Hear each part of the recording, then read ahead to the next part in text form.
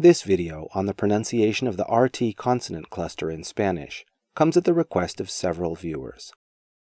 Years ago I made a video about the pronunciation of RD, and at first I considered simply directing them to that video, since RT follows similar principles.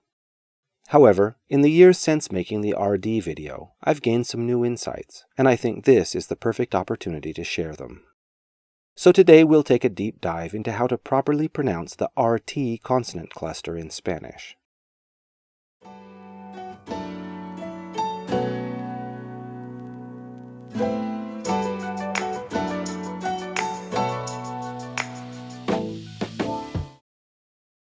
Critical misconception. When learners struggle with a consonant cluster that includes R, they usually assume that the problem is with the R. After all, Spanish R is quite different from English R. So it seems logical that the problem is there. But in many cases, maybe even most cases, the real issue isn't the R at all. It's the other consonant. In this case, the problem is often the T. In English, T is pronounced with the tongue touching the alveolar ridge, the gummy ridge above the upper front teeth. But in Spanish, T is pronounced way down here, on the back of the upper front teeth. And when I say way down here, I mean it.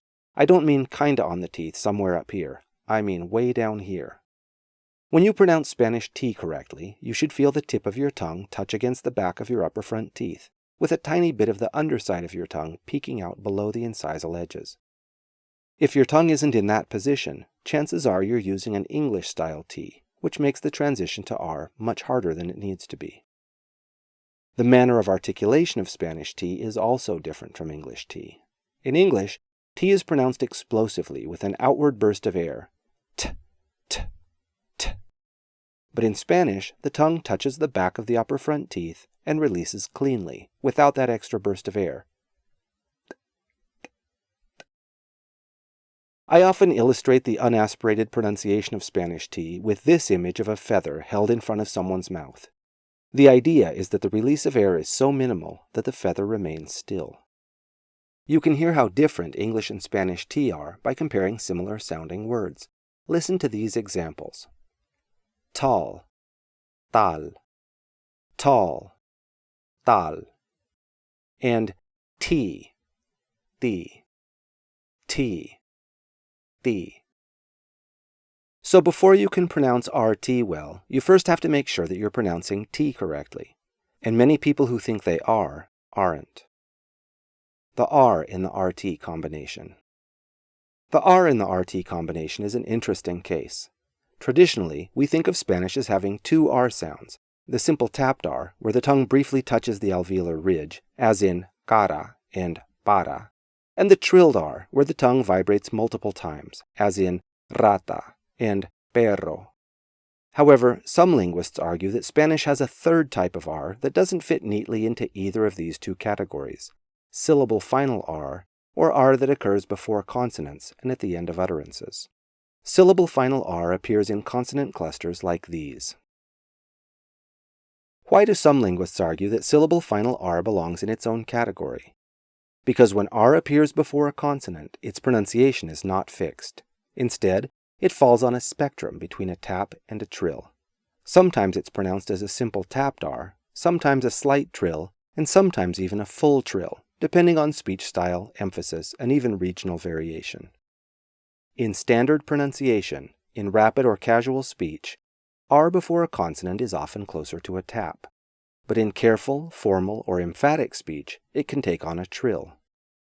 Apart from the style of speech, the consonant that follows R also influences how much it's trilled. Because of the point of articulation, certain consonants naturally encourage more trilling. The key factor is whether the following consonant is articulated at or near the tip of the tongue.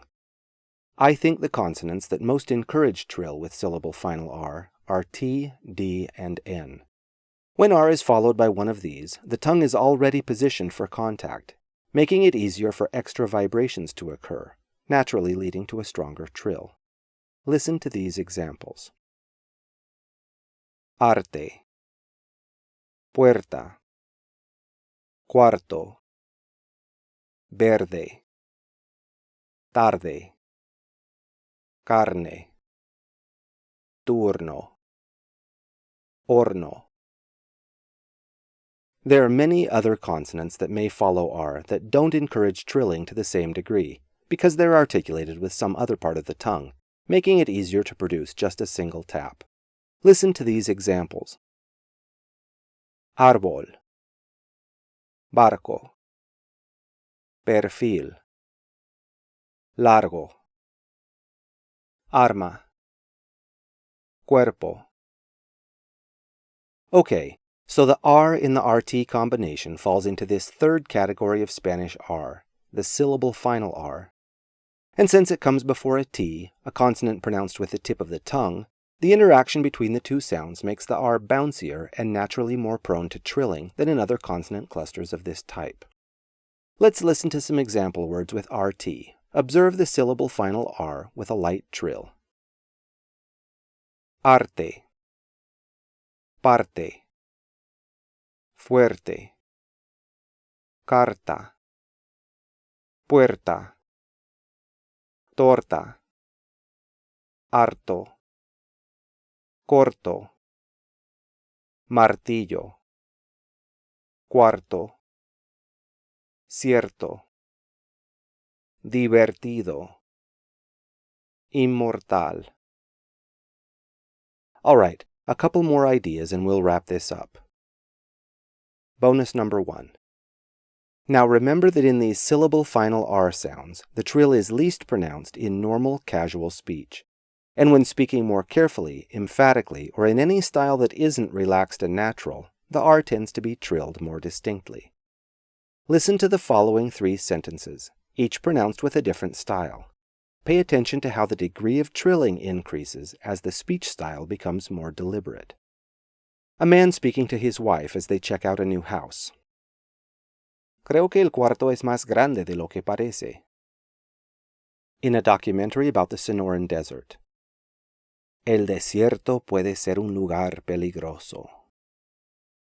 In a political speech. No es cierto.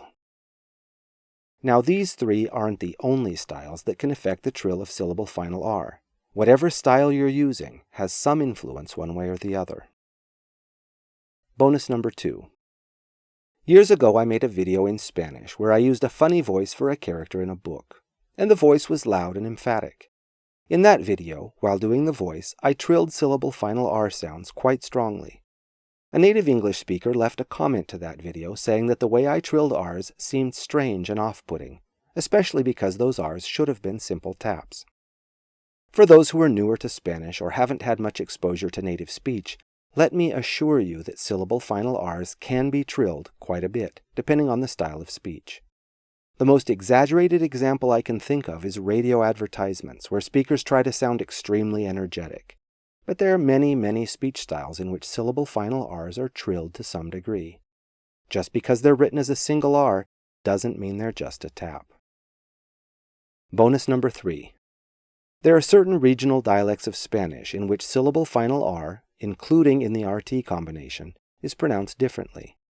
For example, some Caribbean dialects tend to substitute an L sound for the R, and some Andean dialects assimilate the R. Since this video is about standard Spanish pronunciation, I'll reserve discussions of these regional pronunciations for other videos. Alright, this has been our discussion of the RT combination in Spanish. If you enjoyed this video or learned something from it, please give it a like. And don't forget to subscribe so you don't miss out on future videos.